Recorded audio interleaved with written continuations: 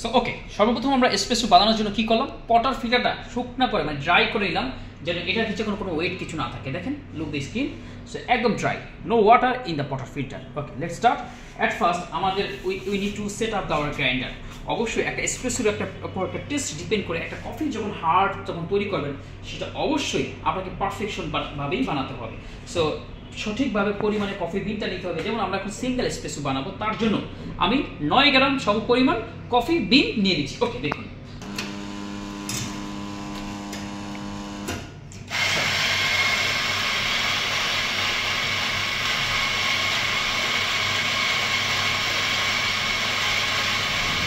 So আমাদের coffee বিনটা নেওয়া হয়ে গেল। এখন দেখেন এটা একটু উঁচা নিচু আছে আমাদের জন্য, এটা এর জন্য ডিস্ট্রিবিউশন করার জন্য একটা ডিস্ট্রিবিউটর নিয়ে নিলাম। এটা মোস্ট ইম্পর্টেন্ট একটা পার্ট ফর দ্য কফিস।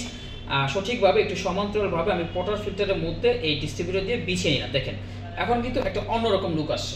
ওকে, দেন আমি আরেকটা কাজ করতে পারি, সেটা হচ্ছে যে একটু সমতল করে নিব, বাট ট্যাম্প করবো না, বাট সমতল কিভাবে করবো, একটা এটা শুধু ট্যাম্প দিতে করতে হবে এরকম কিছু না, অনেক ভালো আছে। সো এই যে আমি ট্যাম্প করবো, জাস্ট কি করলাম, মিক্স করে এটাকে সমতল করবো।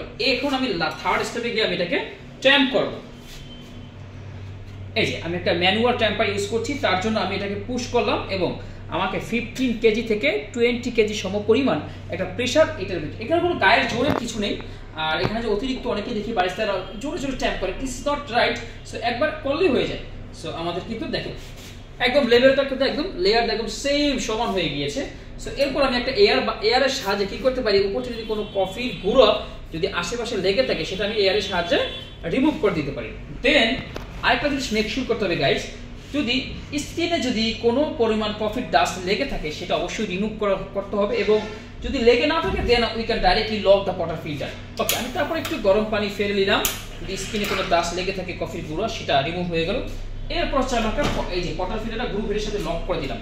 লক করার পরে আমাদের কোনো দেরি করা যাবে না, as soon as possible trying to get down the espresso. Okay, so আমরা এখন দেখতে পাচ্ছি যে এসপ্রেসো ইঁদুরের লেজের আকৃতির মতো করে একটা এসপ্রেসো পড়ছে।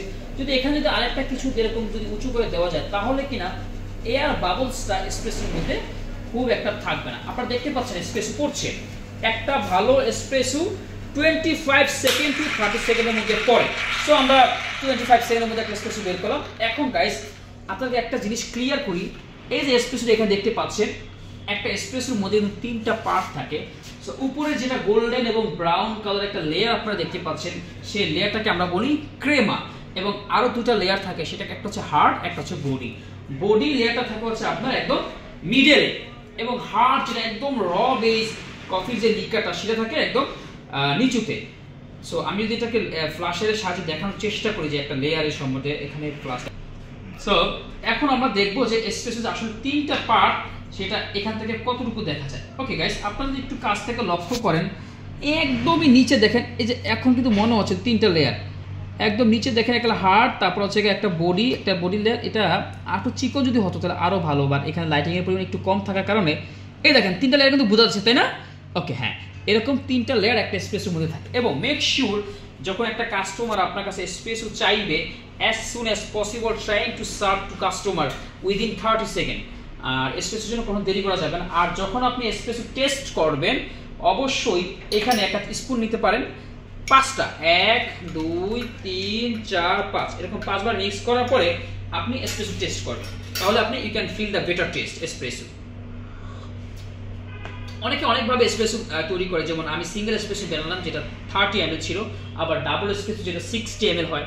আবার অনেক দেশে এসপ্রেসো রেশিও মেনটেন করে, লাইক 1:2 রেশিওতে এসপ্রেসোটা মেক করে, তার জন্য অনেকে 18 গ্রাম কিংবা 20 গ্রাম সমপরিমাণ কফির গুঁড়ো ইউজ করে, এবং এসপ্রেসো লিকুইডটা হয় 36 ml অথবা হচ্ছে যে 40 ml।